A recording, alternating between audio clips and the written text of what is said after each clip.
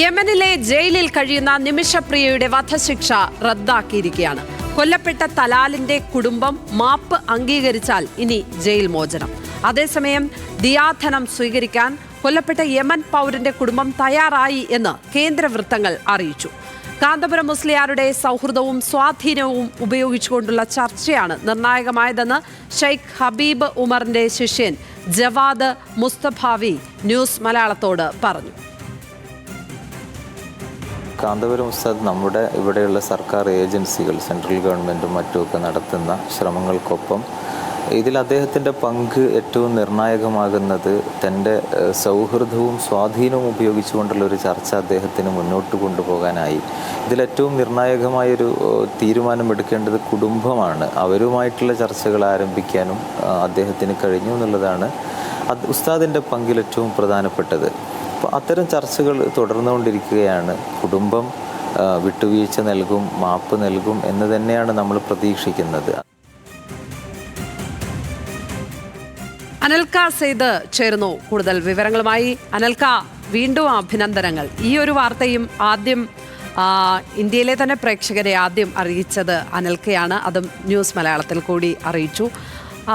ഇനി ഈ മോചനമാണ് എല്ലാവരും കാത്തിരിക്കുന്നത്. എപ്പോഴായിരിക്കും നിമിഷപ്രിയയ്ക്ക് കേരളത്തിലേക്ക്, സ്വന്തം നാട്ടിലേക്ക് എത്താൻ കഴിയുക എന്ന കാര്യം?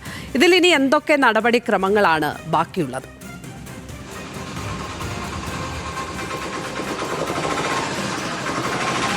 Thank you Lakshmi Varma.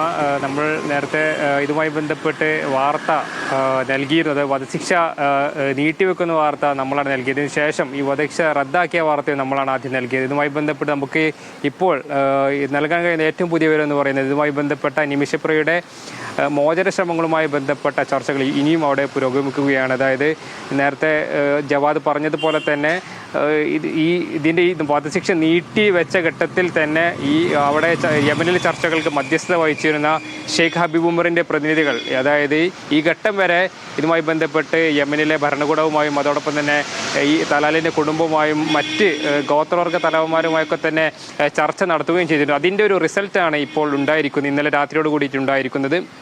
ഇതുമായി ബന്ധപ്പെട്ട് വധശിക്ഷ റദ്ദാകുന്നതോടെ, അതായത് ചിലപ്പോൾ അത് ജീവപര്യന്തം തടവിലേക്ക് അല്ലെങ്കിൽ ആ രീതിയിലേക്ക് ശിക്ഷാ നടപടികൾ നീളാനാണ് സാധ്യത. അല്ലെങ്കിൽ കുടുംബം മാപ്പ് നൽകിയാൽ ഈ മോചനശ്രമങ്ങളിലേക്ക് കടക്കാൻ കഴിയുമെന്ന പ്രതീക്ഷയും ഈ ചർച്ചയിൽ അല്ലെങ്കിൽ അത്തരം ഒരു വിവരം കൂടി ഇപ്പോൾ പുറത്തു വരികയും ചെയ്യുന്നുണ്ട്. ഏതായാലും ഇതുമായി ബന്ധപ്പെട്ട് കുടുംബത്തിനിടയിൽ അത്തരത്തിലൊരു അഭിപ്രായം, അതായത് അനുകൂലമായിട്ടൊരു അഭിപ്രായം കൊണ്ടുവരാൻ കഴിഞ്ഞു എന്നുള്ളതാണ് ഈ കാന്തപുരവുമായി ബന്ധപ്പെട്ട അല്ലെങ്കിൽ വൃത്തങ്ങൾ ഏറ്റവും പ്രധാനപ്പെട്ട കാര്യമായി സൂചിപ്പിക്കുകയും ചെയ്യുന്നത്. കാന്തപുരത്തിൻ്റെ നിർദ്ദേശപ്രകാരം ചർച്ചയിൽ പങ്കെടുത്ത ഷെയ്ഖ് ഹബീബ് ഉമർ അദ്ദേഹത്തിൻ്റെ പ്രതിനിധികൾ നിരന്തരമായി ഇത്തരം കുടുംബമായി ചർച്ച നടത്തി ഒരു ഏകാഭിപ്രായം രൂപീകരിക്കുന്ന കാര്യത്തിൽ വിജയിച്ചു എന്നാണ് നമ്മൾക്ക് ഈ ഒരു ഘട്ടത്തിൽ നമുക്ക് മനസ്സിലാക്കാൻ കഴിയുന്നത്. കൂടാതെ നമുക്കറിയാം, ഇതുമായി ബന്ധപ്പെട്ട് ഒട്ടനവധി പ്രശ്നങ്ങളുണ്ടായിരുന്നു. ഈ വധശിക്ഷ നീട്ടി വെച്ച് കഴിഞ്ഞതിന് ശേഷം അത്തരത്തിൽ ഇവിടെയുള്ള ചർച്ചകളൊക്കെ തന്നെ മറ്റൊരു രീതിയിൽ വ്യാഖ്യാനിച്ചുകൊണ്ട് ഈ തലാലിൻ്റെ സഹോദരൻ്റെ ഫേസ്ബുക്ക് പോസ്റ്റിന് താഴെ പോയിട്ട് കമൻ്റ് ഇടുന്ന അത്തരം ഒരു ചർച്ചകളൊക്കെ തന്നെ വഴിതിരിക്കുന്ന